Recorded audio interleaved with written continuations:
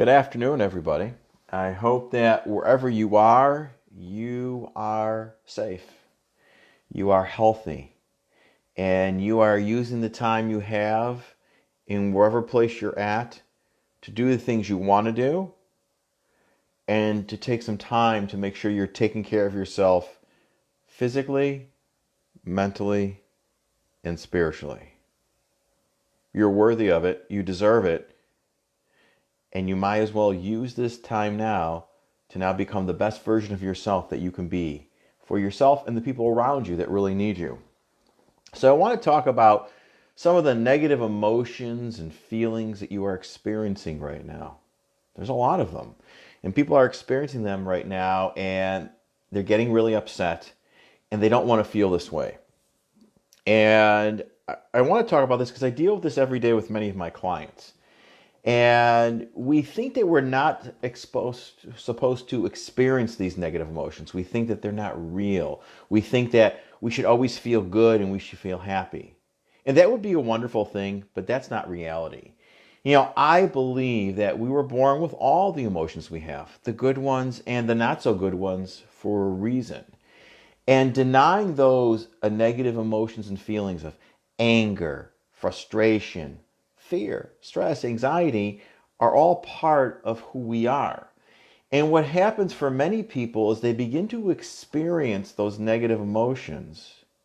And the first thing they want to do is deny them because they feel that they shouldn't feel that way, or it's wrong to feel that way, or maybe it's wrong. They read something they see on social media and it really gets them angry and they don't want to feel that way. So instead of addressing and acknowledging them, what do? They ignore them and try to push them away, which doesn't work. And so what happens, it's like anything. If I push against you, you're going to push back. If you push me, I'm going to push back.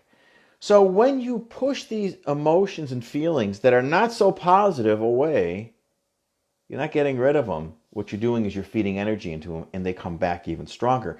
It's the reason why people carry things around with them from their childhood that are negative, and it affects them as an adult. Many times when I'm working with a client, they'll be doing really well, and I'll get on a call with them, and the first thing they'll say to me is, everything is just terrible. Life sucks. Everything is wrong. And my question is, why? I had a bad day. And my answer to that is, so what? You're a human being. It's funny, my clients think that I'm happy 100% of the time, that every day is wonderful and amazing, and that would be nice, but that's not true. I have those negative emotions and feelings just like you. What's the difference? The big difference is I acknowledge those feelings. Now, sometimes those feelings are just my crazy imagination. The saying is that probably most of our fears that we have, probably 95% of them, are not real. They're never going to happen. But there are things that scare us that we should be afraid of. If I hold a gun to your head, you should be afraid. And so what happens is I acknowledge those negative emotions and feelings. And if I'm having a really bad day, just go with it. Step into it, acknowledge it, go through it, and then know that that has nothing to do with the next day that's going to happen ahead of you. And I think for many people, they feel negative emotions and feelings. They don't want to experience those negative emotions and feelings. And what happens? It carries over to the next day.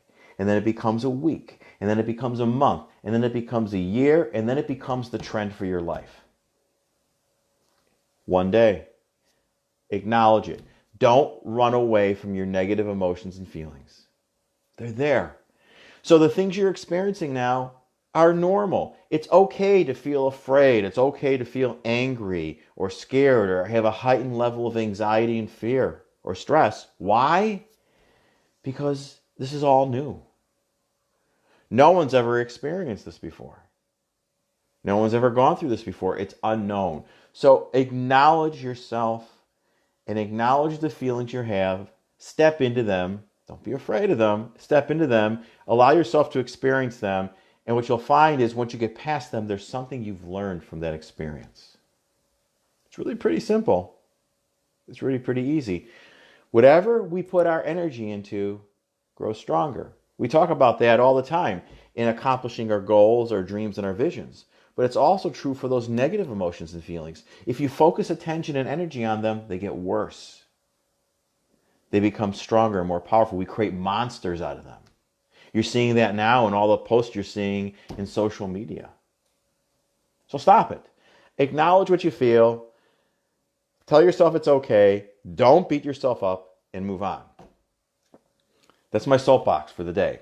What I really want to do is I want to give you a skill, like I've done in all these other talks, that you can use right now to feel a little bit better. If you're feeling sad, you're feeling a little depressed, angry, frustrated, there's a very simple thing. And what I'm going to show you is not something crazy that I made up. There's actually science behind this.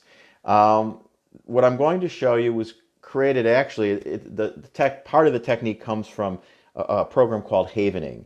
And Havening was created by a doctor who wanted to understand why pressure points work, and he began to study them. And what he noticed is certain pressure points actually have a physiological change on our brain. So, very simply, it involves this spot right here. As many people would call that the third eye. But when you take this area, and it doesn't have to be exact, this whole area between your two eyes and your eyebrows and your forehead, when you begin to rub it with just very light pressure, it could be a circle, it could be the infinity sign, it could be anything, even going back and forth. When you begin to rub this, it's a pressure point. And that pressure point releases a host of different chemicals and physiological actions in the brain, which I am not going to go over with you. But one of the things it does, it creates a huge oxytocin dump into your brain. And oxytocin makes you feel good. Think about this. When your kids were younger and they weren't feeling good, what did you usually do? You kissed them on the forehead. You rub their forehead. This feels good. Do this. If you're not feeling good, just close your eyes and do it for a minute or two. Notice how you feel different. And it does feel good. And this released a host of amazing things into your brain that'll help you just relax, maybe a little bit, maybe a lot. Do this for a little while, and then stop, take a deep breath, and notice how you feel.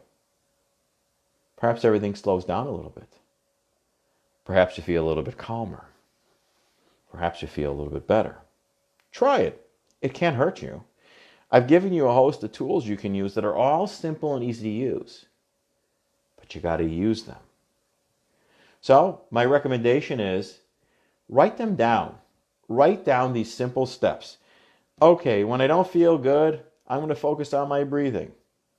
I'm going to rub this spot in the middle of my forehead. But write them down ahead of time and post them either on a index card, a piece of paper, whatever you want to do. A post-it note on your computer screen, wherever you're going to be when you know at a place where you spend most of your time, to remind you to do them. Because if you think you're going to do these things when you need them and you haven't prepared ahead of time, it's not going to happen. As the saying goes, a general that prepares for a battle with every possible scenario they can think of has a greater chance of victory.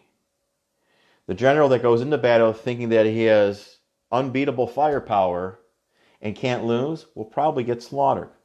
So prepare ahead of time. You know you're living in an unprecedented time when many new things that we don't know what's going to happen are happening. So give yourself some tools to handle these things better. Make your life a little bit easier. Enjoy your life a little bit more. Work on becoming a better version of you. Not just for you, but for everybody else around you. Spend some time on yourself every day. I think you're worthy of it.